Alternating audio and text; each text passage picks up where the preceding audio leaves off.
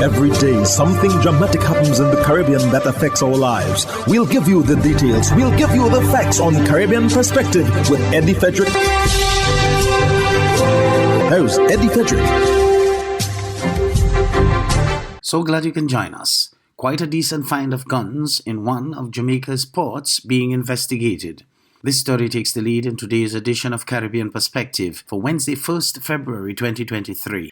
Details when we return. Hubbard's Multi-Department Mount Gay and Hubbard's Tire Bay, located at the Building Supplies Compound in Grand Anse, are reminding the motoring public that another round for licensing and inspection has begun. Just arrived on new shipments of quality furrowed and torque tires to fit all makes and models of vehicles at competitive pricing. Shop early to avoid the hassle of long lines. WhatsApp them on 473-405-5482.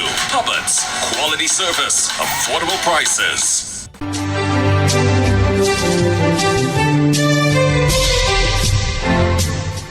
Welcome back. Police in Jamaica are investigating a massive gun find at Freeport Wharf in St. James. Shamela Pullen of TVJ News reports.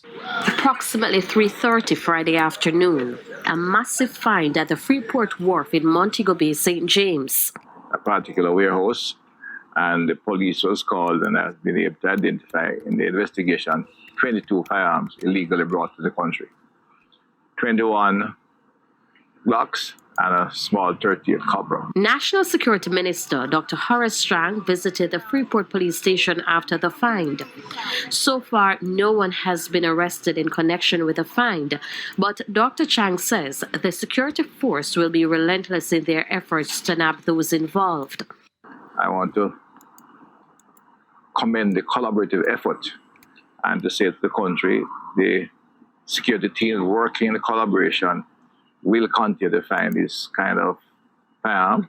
The criminals think they're smart, and they are smart, but our professional teams are better. He added, it is a tough fight, especially in the parish of St. James. This division in particular has been finding a lot of firearms. They have been doing extremely well in the last quarter and in the beginning of the year, and they have a history of getting the firearms, but there are a lot of illegal guns in this division, and as I said, the team gets better at it. Superintendent Ellis and his team has proven extremely effective in really finding firearms and disrupting gangsters, but it's a tough area. With concerns about lack of resources, the security minister says the government will continue to equip the security forces with the necessary tools. The success we're having right now reflects the success of the investment and the effort to coordinate the entire operational teams of police, customs, MOCA, and Coast Guard. This evening, I said the critical teams were customs, police, CTOC, and our supporting partners to find the arms and seek to identify the sources and their destination. Police have a good idea of all of this aspect of it, but we'll be doing detailed investigation to apprehend the criminals who are seeking to undermine and damage Jamaica society. Meanwhile, 33 guns have been recovered in the St. James Police Division since the start of the year. This is a reduction when compared to 41 last year this time. Shamela Pullen, TVJ News. Usain Bolt breaks his silence on multi-million US dollar fraud case at SSL. TVJ News tells us more. In his first public comment since news broke that he had been defrauded of millions of US dollars from his account at local investment house Stocks and Securities Limited, SSL, the world's fastest man Usain Bolt struck a resilient tone. Interestingly, the 8-time Olympic champion says he has drawn on the mental toughness he learned throughout his illustrious career to help him navigate the stresses of his current plight.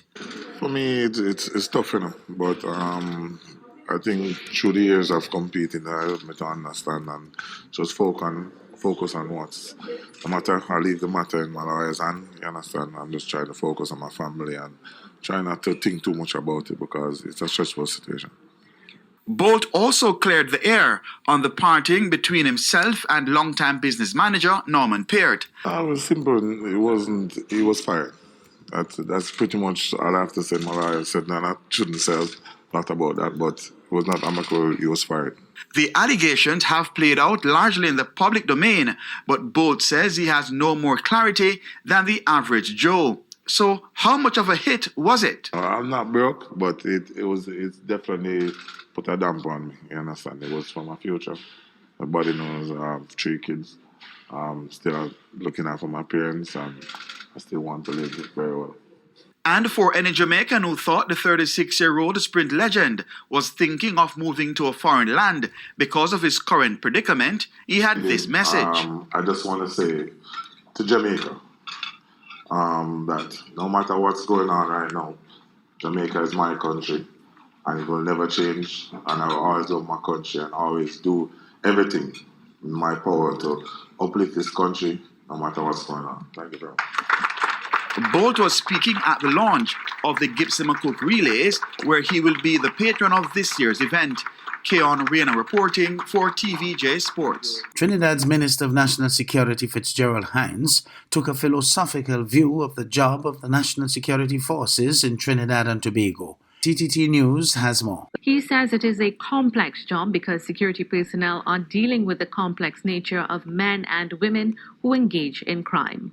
Say that the Ministry of National Security has the unenviable task of dealing with controlling human behaviors in the group, in the society, because not everyone buys into the social contract and take the position that I have to develop myself to contribute. I don't have to take what is not mine. I don't have to take more than my fair share, more than I deserve. And if I want more, I study more, I skill up more, I get more. He says at the root of many evil events we face today is pride and envy. Dealing with crime, he says, goes back to changing the very nature of human beings. Human beings are sinful by nature, and you cannot have a crime-free world unless you can achieve a sin-free world, and not even in heaven did we see that. So our job is to manage these behaviors. The society has subscribed that some of them are called crimes. The business of law enforcement is to prevent them as best as we can and to prosecute them. The minister also says that the way to deal with crime is through the social contract that we all have with other humans as expressed in the Constitution. He says as well that socialization is important, teaching young people to get on the right path.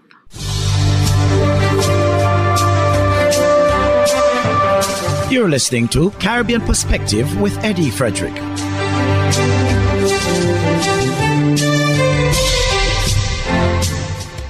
The police are investigating the death of 29-year-old Daquan Maloney of McKnight, but who resided at Bird Rock in St. Kitts. Andre Huey of SKN Newsline reports. Investigations so far have revealed that sometime between 10 p.m. and 11 p.m. on Thursday, January 26th, multiple explosive sounds were heard in the Morn Heights area where Maloney resided. However, nothing was reported to the police. Close to 5 a.m. on Friday, January 27th, a report was made to the police of a body being found in that area. Officers responded, and upon arrival, Maloney's lifeless body was found inside the trunk of a motor car with what appeared to be gunshot wounds about the body. The officers also observed that Maloney's apartment appeared to have been entered by force and was ransacked. The district medical officer visited the scene and pronounced him dead. Personnel from the forensics department processed the scene and collected items of evidential value. Persons with information regarding this incident are urged to contact the Violent Crime Unit by dialing 467-1887, 467-1888, 662-3468, the nearest police station, or the crime hotline at 707, where information can be given anonymously. Investigations into the matter are ongoing. Maloney is the second homicide for the year 2023. Andre Huey, SKN Newsline. The Bahamas' Commissioner of Police comments on police-involved shootings. This ZNS News item tells us more. It's an issue that sparked much debate and controversy over the years, leaving many unanswered questions and for some, unfueling inquest for others. Police-involved shootings, one of the areas highlighted during the recent Police Meet the Press conference where 2022 crime statistics were released. Commissioner of Police Clayton Fernando detailed the number of police-involved shootings. He also reiterated his commitment to transparency as the nation grapples with escalating crime. It decreased by 20% with 16 incidents compared to 20 in 2021. 10 incidents were fatal. and 6 with injuries. We continue to provide training for our officers to ensure that they provide professional service to the Bahamian people. We cannot condone any form of police brutality or corruption. This administration will not, I repeat, stand for that. Also responded to questions surrounding the most recent police-involved shooting that occurred at Camp Road and Edwards Avenue, where they encountered a suspect with a gun. Police pursued, and at Hilbrook Close, the victim engaged officers and was fatally wounded. There was also a question of body-worn cams at the time. We have footage. I can't release it. It will be handed over to the coroner to assist with the investigation. But I could say that the police we are trained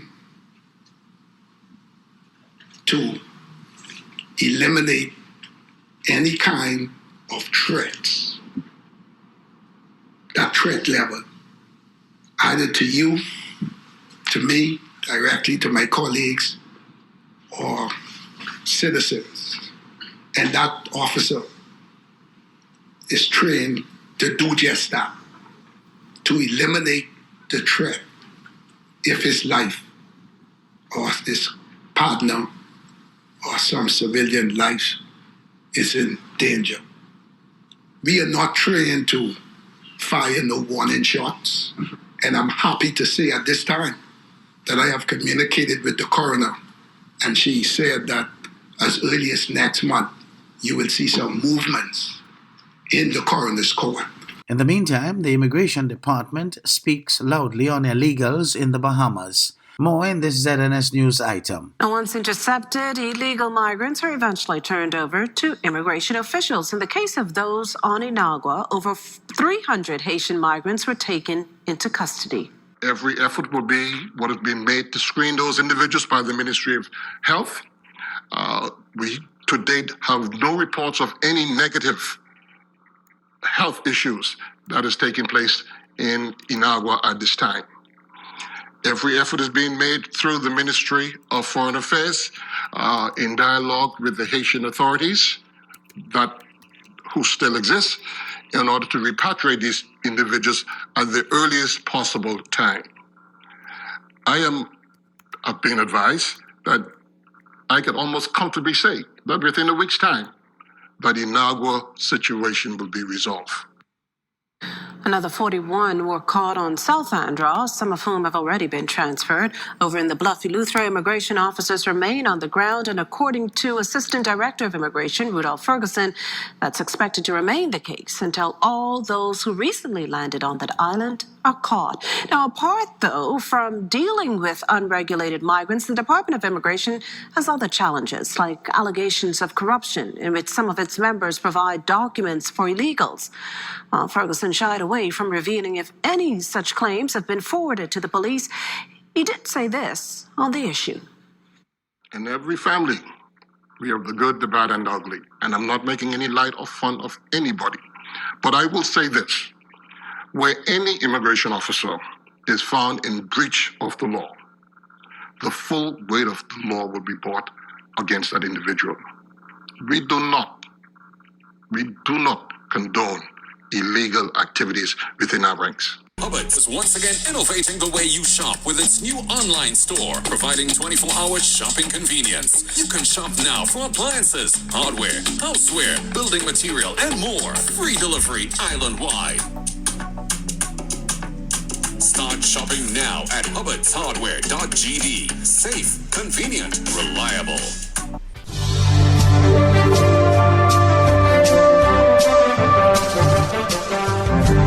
I am Eddie Frederick. This has been Caribbean Perspective, a whole new approach to highlighting developments in the Caribbean. In the meantime, please continue to log on to CaribbeanPerspective.com for more daily news and more.